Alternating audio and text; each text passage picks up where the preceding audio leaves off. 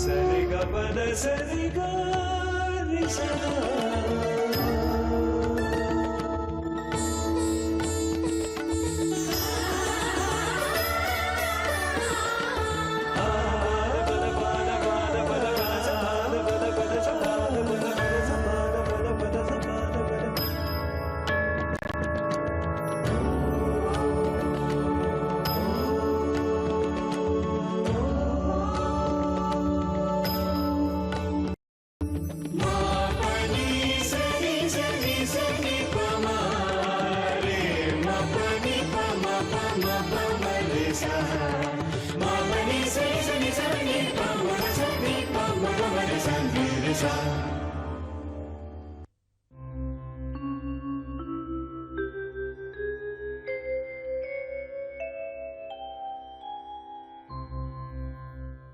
ಅಜ್ಞಾನತಿಮಿರಾಂಧಸ್ಯ ಜ್ಞಾನಾಂಜನಶಲಾಕಯಾ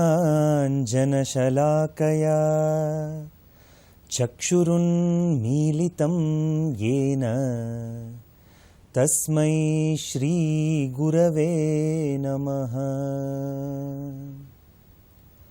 ಹರಿ ಓಂ. ಆಧ್ಯಾತ್ಮ ಪಥದಲ್ಲಿ ಸಾಧನೆ ಬಹಳ ಮುಖ್ಯ. ಸಾಧನೆ ಹೇಗೆ ಮಾಡೋದು ಅನ್ನುವಂಥ ವಿಷಯವನ್ನು ಆದಿಶಂಕರಾಚಾರ್ಯರು ಸಾಧನಾ ಪಂಚಕಂ ಅನ್ನುವಂಥ ಒಂದು ಗ್ರಂಥದಲ್ಲಿ ಬಹಳ ಸುಲಭವಾಗಿ ನಮ್ಮೆಲ್ಲರಿಗೂ ತೋರಿಸ್ಕೊಟ್ಟಿದ್ದಾರೆ. ಆದಿಶಂಕರಾಚಾರ್ಯರು ಹಲವಾರು ಗ್ರಂಥಗಳನ್ನು ರಚನೆ ಮಾಡಿದ್ದಾರೆ. ಭಗವದ್ಗೀತಾ ಭಾಷ್ಯ, 10 ಉಪನಿಷತ್ಗಳಿಗೆ ಭಾಷ್ಯ, ಬ್ರಹ್ಮಸೂತ್ರಗಳಿಗೆ ಭಾಷ್ಯ, ಅನೇಕ ಪ್ರಕರಣ ಗ್ರಂಥಗಳು, ಅನೇಕ ಸ್ತೋತ್ರಗಳನ್ನು ಆದಿಶಂಕರಾಚಾರ್ಯರು ರಚಿಸಿದ್ದಾರೆ. ಸಾಧನಾ ಪಂಚಕಂ ಒಂದು ಪ್ರಕರಣ ಗ್ರಂಥ. ಸಾಧನೆಯ ಬಗ್ಗೆ ಬಹಳ ಸುಲಭವಾಗಿ ನಮ್ಮೆಲ್ಲರಿಗೂ ಕೂಡ ಆದಿಶಂಕರಾಚಾರ್ಯರು ತಿಳಿಸ್ಕೊಟ್ಟಿದ್ದಾರೆ. ಆಧ್ಯಾತ್ಮ ಪಥದಲ್ಲಿ ನಾವು ಹೇಗೆ ಮುಂದೆ ನಡಿಬೇಕು, ಹೇಗೆ ಒಂದೊಂದು ಮೆಟ್ಟಿಲನ್ನು ಹತ್ತಿ ನಾವು ಆಧ್ಯಾತ್ಮ ಗುರಿ ಅಂದರೆ ಮೋಕ್ಷವನ್ನು ಹೇಗೆ ಸೇರಬೇಕು ಅನ್ನುವಂತಹ ವಿಷಯದ ಬಗ್ಗೆ ಸಾಧನಾ ಪಂಚಕದಲ್ಲಿ ಆದಿಶಂಕರಾಚಾರ್ಯರು ತಿಳಿಸ್ಕೊಟ್ಟಿದ್ದಾರೆ. ಹಾಗಿದ್ದರೆ ಈ ಸಾಧನಾ ಪಂಚಕಂನ ಪ್ರಥಮ ಶ್ಲೋಕವನ್ನು ನೋಡೋಣ. ವೇದೋ ನಿತ್ಯಮಧೀಯತಾಂ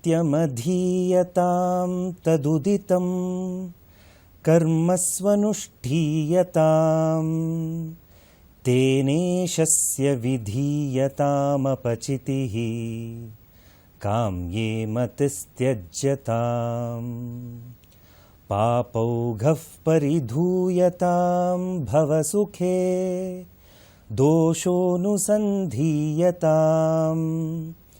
ಆತ್ಮೇಚ್ಛಾವ್ಯವಸೀಯತಾಂ ನಿಜಗೃಹಾತ್ ತೂರ್ಣಂ ವಿನಿರ್ಗಮ್ಯತಾಂ. ಆಧ್ಯಾತ್ಮ ಸಾಧನೆ ಹೇಗೆ ಮಾಡಬೇಕು? ಆಧ್ಯಾತ್ಮ ಸಾಧನೆಗೆ ಪ್ರಥಮವಾಗಿ ನಾವು ವೇದಗಳನ್ನು ತಿಳ್ಕೊಳ್ಬೇಕು. ಅದಕ್ಕೆ ಆದಿಶಂಕರಾಚಾರ್ಯರು ಹೇಳ್ತಾ ಇದ್ದಾರೆ, ವೇದೋ ನಿತ್ಯಮಧೀಯತಾಂ. ಪ್ರತಿದಿನವೂ ಕೂಡ ವೇದಗಳನ್ನು ಅಧ್ಯಯನ ಮಾಡಬೇಕು.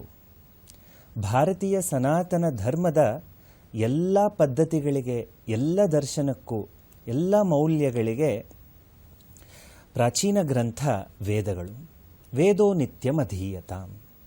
ಆ ವೇದಗಳನ್ನು ಪ್ರತಿನಿತ್ಯವೂ ಕೂಡ ಅಧ್ಯಯನ ಮಾಡಬೇಕು. ಅಂದರೆ ಇದರ ಜಾಗದಲ್ಲಿ ಯಾವುದೇ ಆಧ್ಯಾತ್ಮಿಕ ಗ್ರಂಥ, ಉಪನಿಷತ್ತಾಗಿರಬಹುದು, ಭಗವದ್ಗೀತೆ ಆಗಿರಬಹುದು, ಎಲ್ಲವನ್ನೂ ಕೂಡ ನಿತ್ಯವೂ ಕೂಡ ಅಧ್ಯಯನ ಮಾಡುವಂತಹ ಒಂದು ಪದ್ಧತಿಯನ್ನು ನಾವಿಟ್ಕೊಳ್ಬೇಕು. ವೇದೋ ನಿತ್ಯಮಧೀಯತಾಂ. ಆಚಾರ್ಯರು ಹೇಳ್ತಾರೆ, ತದುದಿತಂ ಕರ್ಮಸ್ವನುಷ್ಠೀಯತಾಂ. ಆ ವೇದಗಳಲ್ಲಿ ಎಷ್ಟೋ ಕರ್ಮಗಳನ್ನು ಹೇಳ್ಪಟ್ಟಿದೆ. ನಿತ್ಯ ಕರ್ಮ, ನೈಮಿತ್ತಿಕ ಕರ್ಮ ಅನ್ನುವಂಥ ಎಷ್ಟೊಂದು ಕರ್ಮಗಳನ್ನು ಹೇಳಿದ್ದಾರೆ. ಅಂದರೆ ನಮ್ಮ ಜೀವನ ಒಂದು ಸ್ಟ್ಯಾಂಡರ್ಡ್ ಆಗಿ ಇರಬೇಕು ಅಂತ ಹೇಳಿದ್ರೆ ಕೆಲವೊಂದು ಕರ್ಮಗಳನ್ನು ಮಾಡ್ತಾ ಬರಬೇಕು. ನಿತ್ಯ ಪೂಜೆ, ಹೋಮಗಳು, ಹವನಗಳು, ದೇವತಾ ಆರಾಧನೆ, ಎಲ್ಲ ಕರ್ಮಗಳನ್ನು ವೇದಗಳಲ್ಲಿ ಹೇಳಿದ್ದಾರೆ. ಇದಿಷ್ಟೇ ಅಲ್ಲದೆ ನಮ್ಮ ಕರ್ತವ್ಯಗಳನ್ನು ಕೂಡ ವೇದಗಳಲ್ಲಿ ಹೇಳ್ಪಟ್ಟಿದೆ. ಮಾತೃದೇವೋ ಭವ, ಪಿತೃದೇವೋ ಭವ, ಆಚಾರ್ಯ ದೇವೋ ಭವ, ಅತಿಥಿ ದೇವೋ ಭವ. ಅಂದರೆ ತಂದೆ ತಾಯಿಗಳಿಗೆ ನಾವು ಮಾಡುವಂತಹ ಕರ್ತವ್ಯಗಳು, ಅತಿಥಿಗಳಿಗೆ ಮಾಡಬೇಕಾಗಿರುವಂತಹ ಕರ್ತವ್ಯಗಳು, ಆಚಾರ್ಯರಿಗೆ ಮಾಡುವಂತಹ ಕರ್ಮಗಳು, ಕರ್ತವ್ಯಗಳು, ಇವೆಲ್ಲವನ್ನೂ ಕೂಡ ನಿತ್ಯವೂ ಅನುಷ್ಠಾನದಲ್ಲಿ ಇಟ್ಕೊಳ್ಬೇಕು. ನಮ್ಮ ಜೀವನದಲ್ಲಿ ವಿಚಾರ ಕೂಡ ಇರಬೇಕು, ಅದರ ಜೊತೆಗೆ ಸರಿತಕ್ಕಾಗೆ ಆಚಾರವೂ ಕೂಡ ಇರಬೇಕು. ಬರೀ ಆಚಾರ ಇದ್ದು ವಿಚಾರ ಇಲ್ಲ ಅಂತ ಹೇಳಿದ್ರೆ ಕೂಡ ಜೀವನ ಪೂರ್ಣವಾಗಲ್ಲ. ಬರೀ ವಿಚಾರವಿದ್ದು ಆಚಾರ ಇಲ್ಲ ಅಂತ ಹೇಳಿದ್ರೂ ಕೂಡ ಜೀವನ ಪೂರ್ಣವಾಗಲ್ಲ. ಆಚಾರ್ಯರು ಮುಂದೆ ಹೇಳ್ತಾರೆ, ತೇನೇಶಸ್ಯ ವಿಧೀಯತಾಂ ಅಪಚಿತಿ. ಈ ಎಲ್ಲ ಕರ್ತವ್ಯಗಳು, ಮಾಡುವಂತಹ ಎಲ್ಲ ಕರ್ಮಗಳ ಮೂಲಕ ಈಶ್ವರನ ಆರಾಧನೆ, ಈಶ್ವರನ ಭಗವಂತನ ಅರ್ಚನೆಯನ್ನು ಮಾಡು. ಒಂದೇ ವಾಕ್ಯದಲ್ಲಿ ಕರ್ಮಯೋಗದ ಸಿದ್ಧಾಂತವನ್ನು ಶಂಕರಾಚಾರ್ಯರು ಹೇಳ್ತಾ ಇದ್ದಾರೆ. ನಾವು ಮಾಡುವಂತಹ ಎಲ್ಲ ಕರ್ಮಗಳು, ಎಲ್ಲ ಕರ್ತವ್ಯಗಳು ಮತ್ತು ಅದರಿಂದ ಬರುವಂತಹ ಎಲ್ಲ ಫಲಗಳನ್ನು ಭಗವಂತನಿಗೆ ಸಮರ್ಪಣೆ ಮಾಡಬೇಕು. ಅದೇ ಭಗವಂತನಿಗೆ ಮಾಡುವಂತಹ ಪೂಜೆ. ನಿತ್ಯವೂ ಕೂಡ ಪುಷ್ಪವನ್ನು, ದೀಪವನ್ನು ಹಚ್ಚಿ ಪೂಜೆಯನ್ನು ಮಾಡ್ತೀವಿ. ಪೂಜೆ ಅಂದರೆ ಅದೊಂದೇ ಅಲ್ಲ, ನಾವು ಮಾಡುವಂತಹ ಎಲ್ಲ ಕರ್ತವ್ಯಗಳು ಕೂಡ ಪೂಜೆ ಆಗತ್ತೆ. ಮುಂದೆ ಆಚಾರ್ಯರು ಹೇಳ್ತಾರೆ, ಈ ರೀತಿ ಸಾಧನೆ ಮಾಡ್ತಾ ಮಾಡ್ತಾ ಕಾಮ್ಯೇ ಮತಸ್ತ್ಯಜ್ಯತಾಂ. ಪ್ರತಿನಿತ್ಯವೂ ಕೂಡ ಮಾಡುವಂತಹ ಕರ್ತವ್ಯಗಳ ಬಗ್ಗೆ ನಮಗೆ ಪರಿಜ್ಞಾನ ಇರಬೇಕು, ಕರ್ತವ್ಯಗಳನ್ನು ಮಾಡಬೇಕು. ಆದರೆ ಜಸ್ಟ್ ಕಾಮ್ಯ ಕರ್ಮಗಳು, ನಮ್ಮ ಆಸೆಗೆ ಬರುವಂತಹ, ಮನಸ್ಸಿನಲ್ಲಿ ಬರುವಂತಹ ಆಸೆಯ ಪ್ರೇರಿತ ಕರ್ಮಗಳನ್ನೇ ಮಾಡ್ತಾ ಇರಬಾರ್ದು. ಅದರ ಕಡೆ ಗಮನ ಕಡಿಮೆ ಆಗಬೇಕು. ಯಾಕೆ ಇದನ್ನು ಹೇಳ್ತಾ ಇದ್ದಾರೆ ಅಂದರೆ, ಮನಸ್ಸು ಒಂದೊಂದು ನಿಮಿಷಕ್ಕೆ ಒಂದೊಂದು ಆಸೆಯನ್ನು ಪಡುತ್ತೆ, ಒಂದೊಂದು ಕರ್ಮವನ್ನು ಮಾಡಬೇಕು ಅಂತ ಹೇಳ್ತಾ ಇರುತ್ತೆ. ಆ ರೀತಿಯಾದಂಥ ಮನಸ್ಸನ್ನು ನಾವು ಕೇಳಿಕೊಂಡು ಮುಂದೆ ನಡೀತಾ ಹೋದರೆ ಮನಸ್ಸು ನಮ್ಮನ್ನು ಎಲ್ಲೆಲ್ಲೋ ಕರ್ಕೊಂಡು ಹೋಗುತ್ತೆ. ಅದಕ್ಕೆ ನಿತ್ಯವೂ ನಾವು ಮಾಡುವಂತಹ ಕರ್ತವ್ಯಗಳನ್ನು, ಕರ್ಮಗಳನ್ನು ನಾವು ಪ್ರಥಮವಾಗಿ ಮುಗಿಸ್ಬಿಡಬೇಕು. ಕೇವಲ ಆಸೆಯಿಂದ ಪ್ರೇರಿತವಾದ ಕರ್ಮಗಳ ಬಗ್ಗೆ ಸ್ವಲ್ಪ ನಮ್ಮ ಗಮನ ಕಡಿಮೆ ಇರಬೇಕು. ಈ ರೀತಿ ಸಾಧನೆ ಮಾಡ್ತಾ ಆಚಾರ್ಯರು ಹೇಳ್ತಾರೆ, ಪಾಪೌಘಃ ಪರಿಧೂಯತಾಂ. ಎಲ್ಲರೂ ಕೂಡ ಪಾಪ ಅನ್ನುವಂತಹ ಒಂದು ಗಂಟನ್ನು ಇಟ್ಕೊಂಡು ಭೂವಿಗೆ ಬಂದಿರ್ತೀವಿ. ಪುಣ್ಯ ಅನ್ನುವಂತಹ ಒಂದು ಗಂಟು ಇರುತ್ತೆ, ಪಾಪ ಅನ್ನುವಂತಹ ಗಂಟು ಕೂಡ ಇರುತ್ತೆ. ಪಾಪ ನಾಶ ಆಗಬೇಕು. ನಾವು ಯಾವಾಗಲೂ ಭಗವಂತನ ಆರಾಧನೆ ಮಾಡ್ತಾ, ಒಳ್ಳೊಳ್ಳೆ ಸತ್ಕರ್ಮಗಳನ್ನು ಮಾಡ್ಕೊಳ್ತಾ, ನಿತ್ಯವೂ ಕೂಡ ಭಗವದ್ಗೀತೆ, ವೇದ, ವಚನ ಎಲ್ಲ ಸಾಹಿತ್ಯವನ್ನು ಓದ್ಕೊಂಡು ನಿತ್ಯ ಕರ್ಮಗಳನ್ನು ಮಾಡ್ತಾ ಹೋದಾಗ ನಮ್ಮ ಪಾಪ ಕ್ಷೀಣ ಆಗ್ತಾ ಹೋಗುತ್ತೆ, ಪಾಪ ಕಡಿಮೆ ಆಗ್ತಾ ಹೋಗುತ್ತೆ. ಏಕೆ? ಯಾವಾಗಲೂ ಒಳ್ಳೆ ಪುಣ್ಯ ಕರ್ಮವನ್ನು ನಾವು ಮಾಡ್ತಾ ಇರ್ತೀವಿ. ಪಾಪೌಘಃ ಪರಿಧೂಯತಾಂ ಭವಸುಖೇ ದೋಷೋನುಸಂಧೀಯತಾಂ. ಆಚಾರ್ಯರು ಹೇಳ್ತಾರೆ, ಭವಸುಖೇ ದೋಷೋನುಸಂಧೀಯತಾಂ. ಜೀವನದಲ್ಲಿ ಎಷ್ಟೋ ಸುಖಗಳಿದೆ, ಜಗತ್ತಿನಲ್ಲಿ ನೋಡ್ತಾ ಹೋದರೆ ಬಹಳಷ್ಟು ಸುಖಗಳಿದೆ.